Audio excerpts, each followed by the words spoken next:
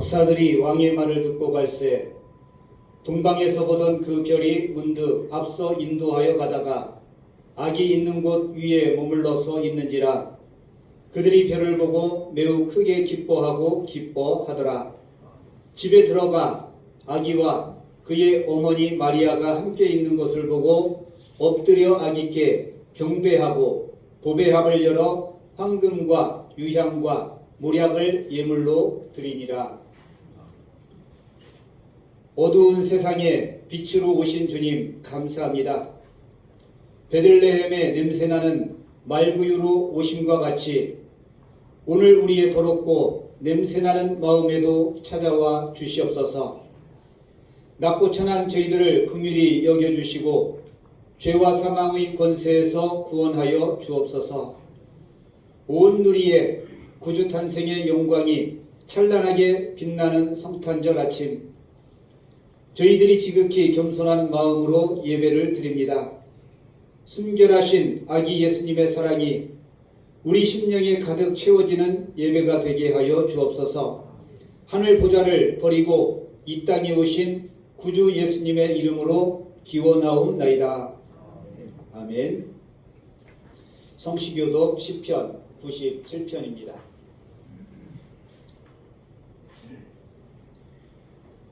여호와께서 다스리시나니 땅은 즐거워하며 허다한 성은 기뻐할지어다. 구름과 바람이 그를 돌려오고 의와 공경이 그의 보좌에 주소라. 불이 그의 앞에서 나와 사방의 대적들을 불사르시는도다. 그의 번개가 세계를 비추니 땅이 보고 떨어졌다. 산들이 여호와의 앞 곧 온 땅의 주 앞에서 밀랍같이 녹았도다. 하늘이 그의 의를 선포하니 모든 백성들이 영광을 보았도다. 조각한 신상을 섬기며 허무한 것으로 자랑하는 자는 다 수치를 당할 것이라. 너희 신이라 여호와께 통폐할지어다. 여호와의 주는 온 땅 위에 지존하시고 모든 신들보다 위에 계시나이다. 여호와를 사랑하는 너희여 아버지를 위하라. 그가 그의 수위를 영원을 구원하사 악인의 손에서 건지시느니라. 의인을 위하여 빛을 뿌리고 마음이 정직한 자를 위하여 기쁨을 뿌리시는도다. 의인이여 너희들 여호와를 만나며 기뻐하며 그의 거룩한 이름에 감사할지어다. 아멘. 우리 다 같이 성탄 찬송 122장 천방가운 성도여 찬양 드리겠습니다.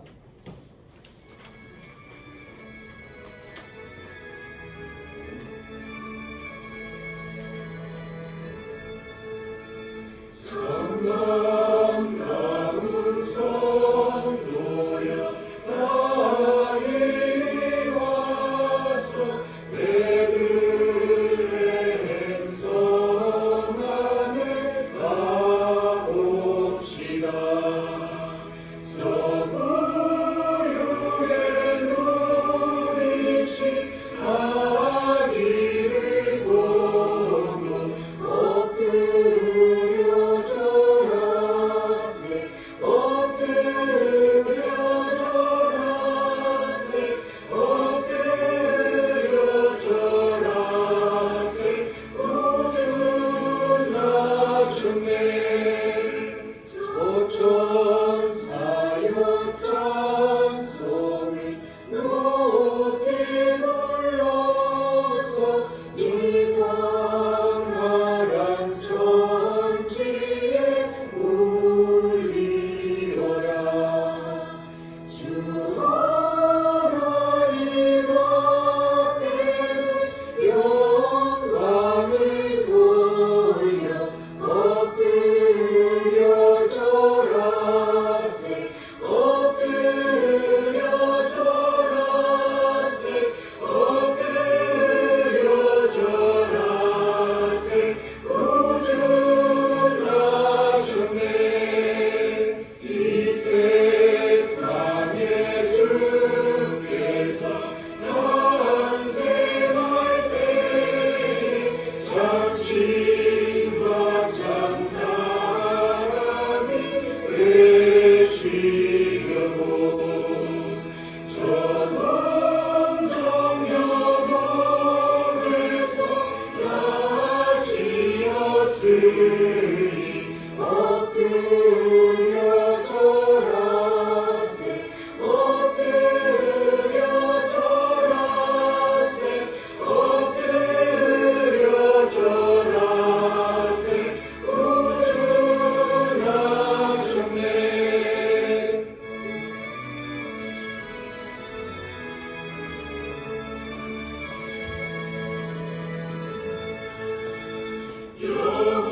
여호와의 말씀이 육신을 입어 날 구원할 구주가 되셨도다.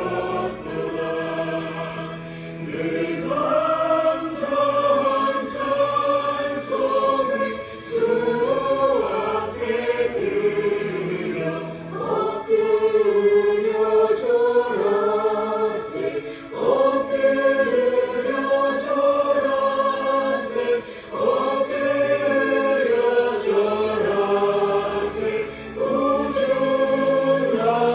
구주나셨네.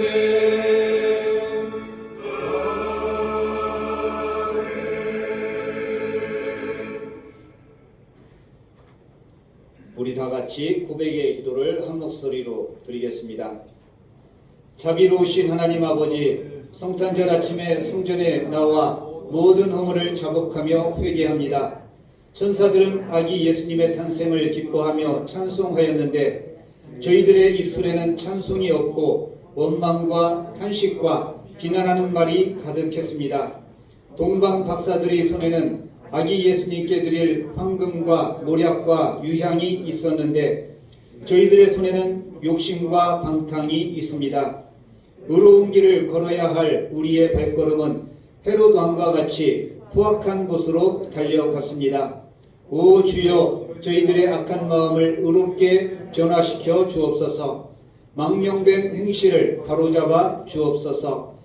그리하여 이제부터는 성탄하신 예수님을 본받아 온유하고 겸손하며 하나님이 기뻐하시는 삶을 살게 하여 주옵소서. 예수님의 이름으로 이 고백의 기도를 드립니다. 아멘. 하나님이 오늘 우리에게 주시는 말씀은 누가복음 2장 8절에서 20절까지의 말씀입니다.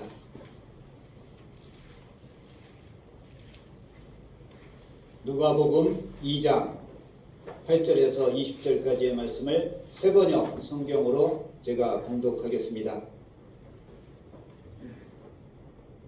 그 지역에서 목자들이 밤에 들에서 지내며 그들이 양떼를 지키고 있었다.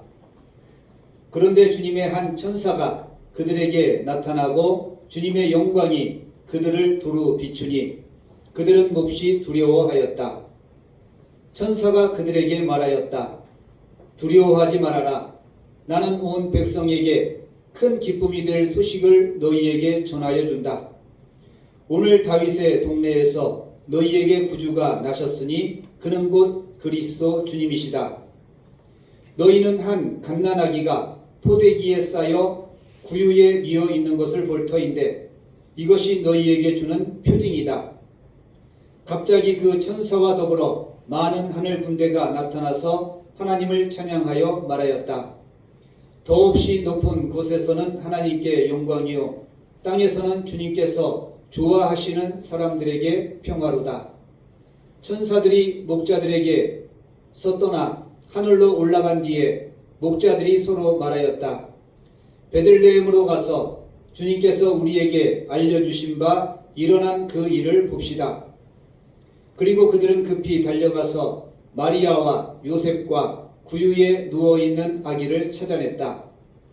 그들은 이것을 보고 나서 이 아기에 관하여 자기들이 들은 말을 사람들에게 알려주었다.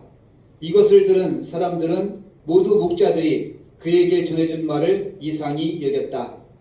마리아는 이 모든 말을 고이 간직하고 마음속에 곰곰이 되새겼다. 목자들은 자기들이 듣고 본 모든 일이 자기들에게 일러주신 그대로임을 알고 돌아가면서 하나님께 영광을 돌리며 그를 찬미하였다. 아멘. 지난주 본문에 이어서 우리가 누가복음 본문을 보고 있습니다.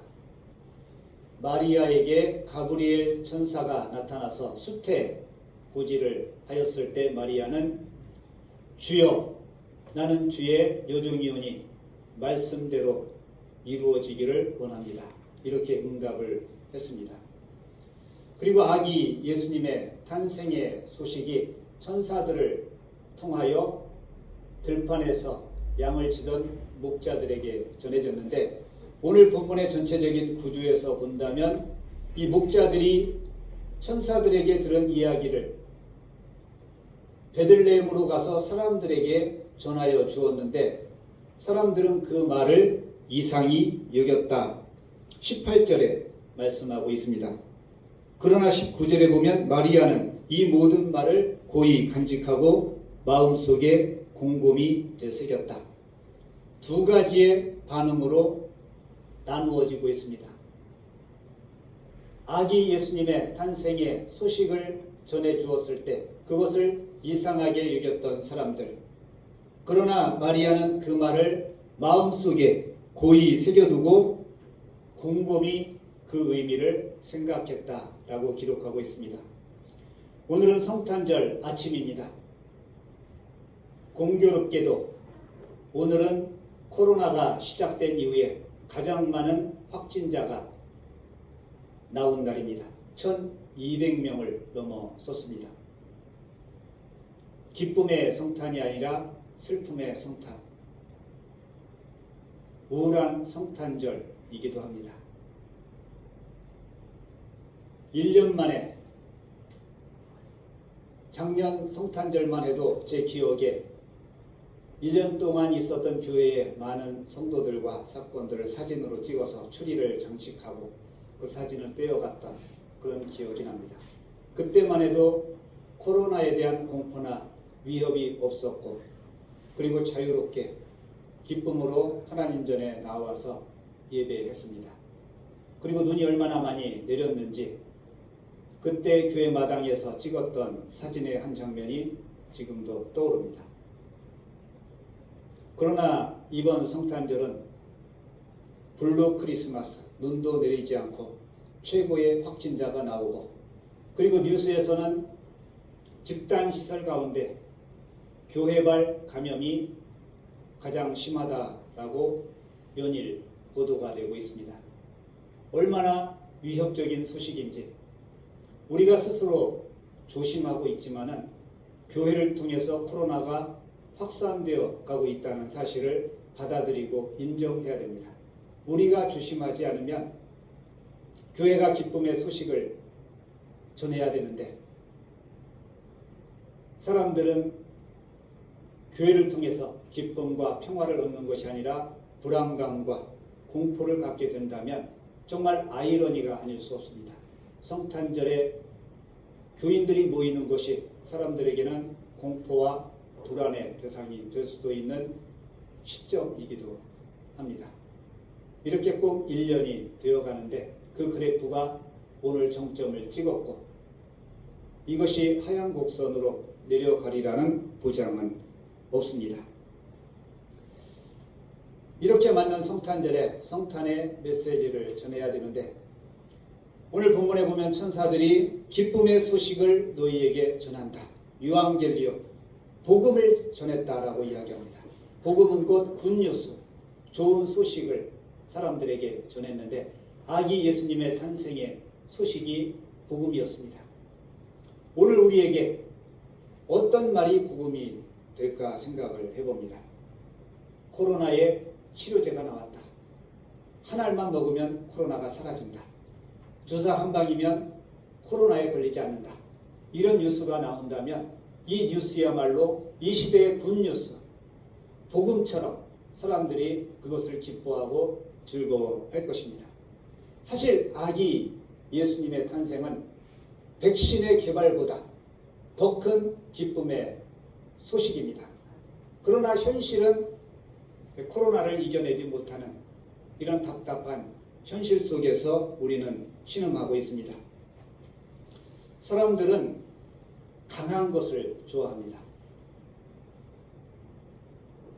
카리스마가 있고 박력이 있고 지도력이 있고 이런 사람을 원합니다. 교회에서도 마찬가지입니다. 목사님이 좀 박력이 있고 카리스마가 있고 힘이 있고 뭐 이런 그 지도자의 이미지를 원한다는 사실을 저는 잘 알고 있습니다. 강한 사람을 원하죠. 능력 있는 사람을 원합니다. 이것이 어쩌면 이 시대의 요구일지도 모르겠습니다. 그래서 사람들은 강해지려고 합니다. 자기의 허점을 보이지 않으려고, 그리고 자기 자신을 지키기 위해 노력을 합니다. 교회도 마찬가지입니다. 이 세상에서 강력한 교회가 돼서 세상에 강한 영향력을 미치는 교회, 그리고 지역사회에 큰 영향력을 끼치는 교회가 되었으면 좋겠다, 이런 바람을 갖습니다. 실제로 대형 교회가 세워지면 어마어마한 영향력을 가지게 되고, 그리고 그 동네에서는 그 교회에 등록하지 않으면 먹고 살 수가 없다. 장사를 해도 팔아주지 않기 때문에 등록을 해야 된다. 어쩌면 우리도 이런 것들을 원하지 않습니까? 강한 교회, 그리고 지역사회를 장악할 수 있는 교인과 재정을 갖는 큰 교회. 예수님이 세상에 오실 당시에 세상에서 가장 강력한 사람, 가장 위대한 사람은 로마의 황제였습니다. 그래서 사람들은 로마의 황제를 신으로 추앙하고 숭배했습니다. 동전에도 황제의 얼굴을 그려놓았고 도시마다 황제의 신상이 세워졌습니다. 사람들은 로마의 황제가 세상을 구원해낼 구세주라고 생각을 했습니다. 실제로 로마의 황제는 세계에 평화를 가져다 주었습니다. 엄청난 정복의 시대가 있었지만 로마가 세계를 정복한 이후에는 세계에 평화가 찾아왔습니다. 강력한 로마 군대에 의해서 질서가 유지되었는데 이 시대의 평화, 팍스 로마나, 로마의 힘, 지금은 뭐 이전에 제가 어렸을 때부터 팍스 아메리카나, 미국이 세계를 지배한다. 미군이 주둔하면 그곳에 평화가 찾아온다. 미군이 떠나면 다시 분쟁이 일어나고 전쟁의 소용돌이 속으로 들어가는 세계. 미국이 없으면은, 그리고 미군이 없으면 세계의 질서가 유지되지 않던 시대, 냉전의 시대가 있었습니다. 예수님 당시에는 로마의 황제가 오늘날 미국처럼 세계를 지배했고 미군처럼 어디든지 분쟁의 지역에 로마의 군대가 주둔하면 폭력은 사라지고 전쟁은 사라졌습니다. 이런 평화를 가져다 주었던 로마의 전성기에 로마의 황제의 권위는 신의 버금갈 정도였습니다. 땅에 평화를 심는 사람. 그러나 예수님은 그 당시에 지극히 초라한 모습으로 이 땅에 오셨습니다. 당시의 기준으로도, 그리고 또 지금의 기준으로 보더라도 도저히 주목받을 만한 모습이 아니었습니다. 능력과 권세가 있는 모습이 아니었습니다. 아기 예수님으로 이 땅에 오신 성탄절의 의미를 오늘 우리가 묵상해야 됩니다. 로마의 황제가 흰 말과 방패와 창으로 대변되는 힘과 능력의 모습으로 세계를 통치하던 시대에 예수님은 어린 갓난아기로 포대기에 쌓여서 짐승들의 구유, 염을 통해서 태어나셨습니다.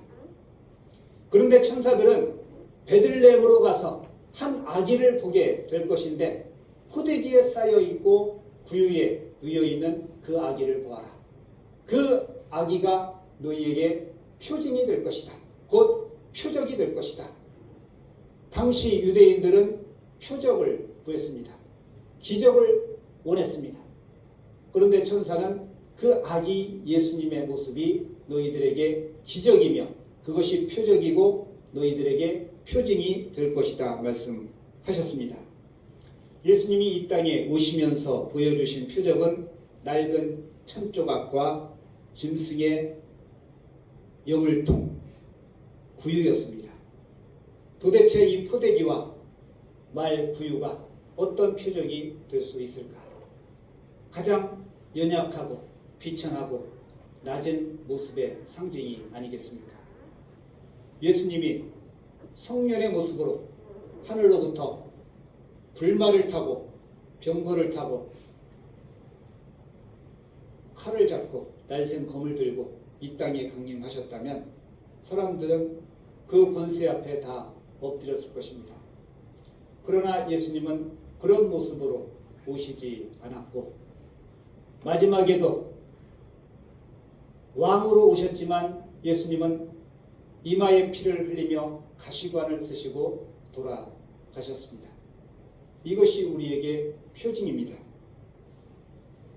지금으로부터 약 2000년 전 로마의 아우구스투스가 세계를 호령하던 이 시대에 가장 변방이라고 할 수 있는 작은 시골 마을 베들레헴에서 한 아기가 태어났습니다.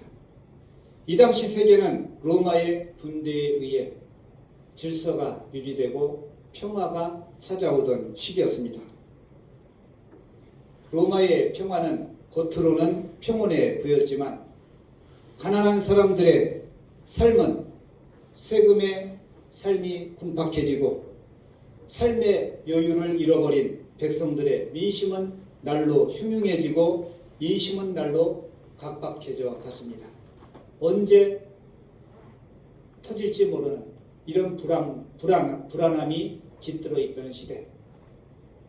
군대가 누르고 있지만 어디에서든지 반란의 물결이 일어날 수 있는 이런 시대였습니다. 오늘 본문은 이런 역사적 시대를 배경으로 한 유대의 들판을 배경으로 하고 있습니다.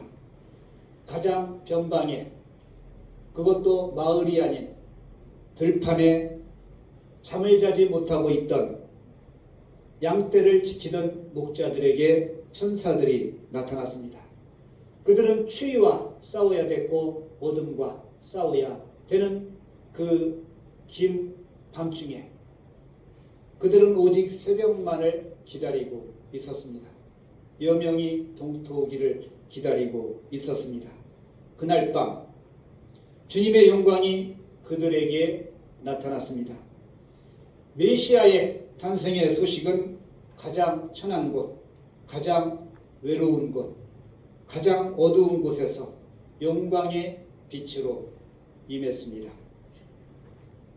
천사들은 목자들에게 나타나서 절망의 땅에 살아가고 있는 모든 사람들에게 미칠 큰 기쁨의 좋은 소식을 전했습니다. 10절과 11절의 말씀입니다. 천사가 그들에게 말하였다. 두려워하지 말아라.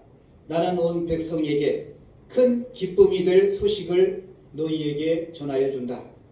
오늘 다윗의 동네에서 너희에게 구주가 나셨으니 그는 곧 그리스도 주님이시다. 너희는 한 갓난 아기가 포대기에 쌓여 구유에 뉘어 있는 것을 볼 터인데 이것이 너희에게 주는 표징이다. 천사들은 온 인류에게 평화와 구원을 가져다 줄 아기 예수님의 탄생을 알아볼 수 있는 표징이 두 가지가 있는데 첫 번째는 포대기에 쌓여있는 아기, 그리고 그 아기가 말 구유에 뉘어 있는 것을 볼 것인데 이것이 표징이다 라고 천사들이 이야기를 했습니다. 이것은 예수님이 포대기에 쌓여서 강보에 쌓여서 말 구유에 태어났는데 목자들이 우연히 그런 모습을 본 것이 아니라 이미 베들레헴 마국간으로 가기 전에 천사가 나타나서 목자들에게 너희에게 평화의 소식, 기쁨의 소식, 구세주의 탄생을 알리는데 그것을 알아볼 수 있는 표징이 두 가지가 있는데 첫 번째는 강보요, 두 번째는 말구유다. 아기 예수님을 알아볼 수 있는 첫 번째 표징을 강보라고 이야기했습니다. 포대기, 어린 아기를 감쌀 수 있는 얇은 천조각. 엄마들은 잘 알죠. 포대기에 싸서 아기를 뉘었다가 들쳐 업었다가 앞으로 안았다가 그런 보자기가 필요합니다. 이것이 바로 포대기입니다. 이 포대기는 어린 아기를 감싸는 천인데 구세주로 오시는 예수님은 연약하기 이를 데 없는 어린 아기로 오셔서 사람의 돌봄이 없이는 자신을 지킬 수조차 없는 어린 아기의 모습으로 이 땅에 오셨다는 것입니다. 자신을 지켜줄 가장 대표적인 상징은 포대기죠. 낡은 첨조각 하나로 어린 아기가 그것에 의지하고 있는 모습. 이 포대기가 예수님의 오심을 알아볼 수 있는 첫 번째 표징이라고 이야기합니다. 온 세상을 구원하기 위하여 오신 구세주가 사람의 도움과 손길을 필요로 하고 있다는 이 사실은 놀라운 구원의 역설이 아닐 수 없습니다. 포대기가 상징이 될 것이다. 아기는 스스로를 지킬 아무런 힘이 없습니다. 추위를 막아낼 능력도 없고 스스로 음식을 먹을 능력도 없습니다.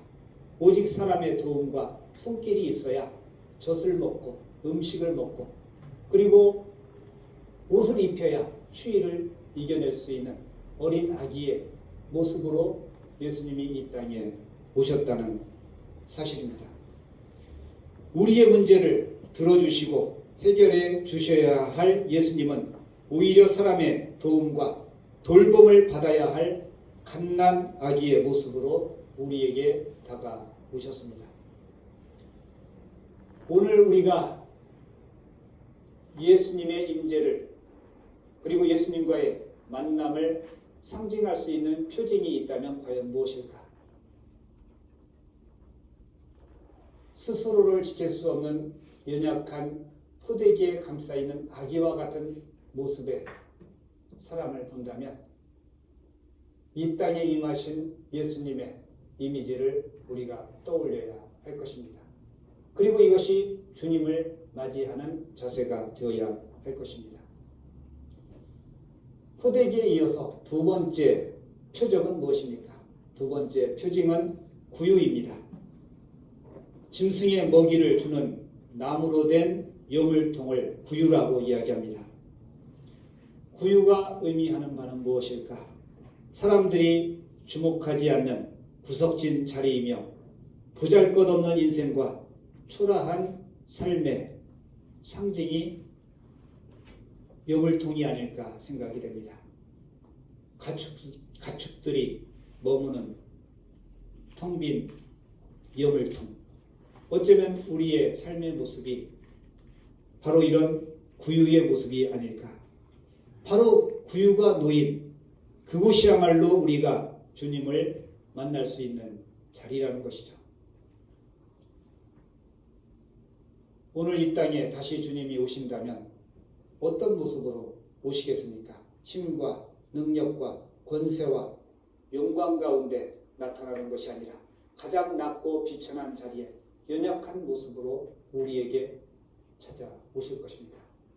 그러나 천사들이 준 표징이 있는 것처럼 오늘도 우리가 주님을 맞이할 마음의 자세가 되어 있다면 포대기에 쌓여있는 가엾은 인생, 말 구유에 뉘어있는 비천한 삶의 자리들을 돌아보아야 할 것입니다. 하나님은 오늘도 우리를 이끌어 당신의 일에 동참하게 하게 하기 위하여 우리에게 표징을 보여주신다면 바로 포대기와 구유의 표징이 아닐까 생각이 됩니다. 성탄을 맞이하는 오늘 우리에게 주님은 우리의 돌봄과 도움을 기다리는 아기 예수님의 모습으로 우리에게 다가오시지 않겠습니까? 그 표징은 포대기와 구유로 상징되는 도움의 자리입니다. 오늘 성탄절 과연 누가 우리의 도움과 우리의 손길을 기다리고 있는가? 외로워서 떨고 있는 사람, 가난해서 좌절하고 있는 사람, 그리고 다른 사람의 도움을 애타게 기다리는 사람.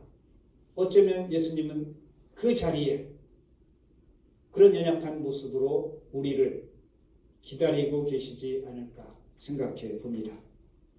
이 표징이 오늘 저와 여러분에게 주시는 하나님의 놀라운 성탄의 은총이 되기를 소원합니다. 삶의 희망을 잃고 절망하는 자들을 향해 그리스도의 사랑과 그리스도의 평화를 심는 믿음의 성도들이 되시기를 바랍니다. 그리고 목자들처럼 천사들의 표징을 듣고 베들레헴으로 달려갔던 것처럼 구석지고 그늘진 자리를 돌아보는 성탄절, 그리고 연말 연시가 되었으면 좋겠습니다. 우리 주변에는 외로운 사람들이 많습니다. 고독한 사람이 많고 우울한 사람들이 많습니다. 그들에게 기쁨의 소식을 전하는 그런 성탄의 천사들이 되셔서 오늘 하루를 정말 성탄의 은총 가운데 의미 있고 보람되게 보내시고 또 연말 연시를 그렇게 보냈으면 좋겠습니다. 기도드리겠습니다. 강보에 쌓인 어린 아기가 구유에 누워 있을 것인데 그것이 너희에게 표징이 될 것이다. 이것이 표적이다. 예수님의 표적은 가난하고 헐벗고 줄이고 목마르고 병들고 옥에 갇힌 자의 모습으로 늘 우리에게 다가오지만 우리는 외면하면서 마지막 때에 우리가 언제 주님을 영접하지 않았습니까? 이렇게 이야기할까 두렵습니다. 오늘도 주님은 바로 그러한 아기 예수님의 모습으로 포대기에 쌓여 구유에 뉘어 사람의 관심과 돌봄을 기다리는 약한 자의 모습으로 우리에게 다가오십니다. 이번 성탄의 의미를 우리가 되새기며 우리 주변의 구석지고 그늘진 곳을 더 돌아보고 살필 수 있는 그런 믿음의 눈을 가질 수 있도록 하나님 도와주시고 또 주님을 영접할 수 있도록 하나님 인도하여 주시옵소서. 예수님의 이름으로 기도드리옵나이다. 아멘. 네, 성탄을 맞이했습니다. 많이 모이지는 못합니다. 어쩌면 오늘도 누군가의 전화나 방문을 기다리는 사람이 있지 않겠습니까? 그리고 힘들어하는 사람이 우리 주변에 있지 않겠습니까? 그리고 정말로 어려운 사람이 우리 주변에 있습니다. 한번 그들을 향해서 문자 메시지 하나만 보내주어도 복음의 기쁜 소식을 전하는 그런 행동이 아닐까 생각이 됩니다. 따뜻한 관심, 조금만 우리가 배려한다면 우리가 더 따뜻한 성탄절을 맞이하고 또 보낼 수 있게 될 줄로 믿습니다. 다 같이 기도하겠습니다. 지금은 우리 주 예수 그리스도의 은혜와 하나님 아버지의 무한하신 사랑하심과 성령 하나님의 교통하심이 낮고 천한 이 땅에 비천한 모습으로 오셔서 이 땅에 평화를 심으시고 화목을 심으시고 그리고 우리의 구원을 완성하신 예수님의 탄생을 기념하는 주의 성도들 위해 지금으로부터 영원까지 함께 하시기를 간절히 기원하옵나이다. 아멘.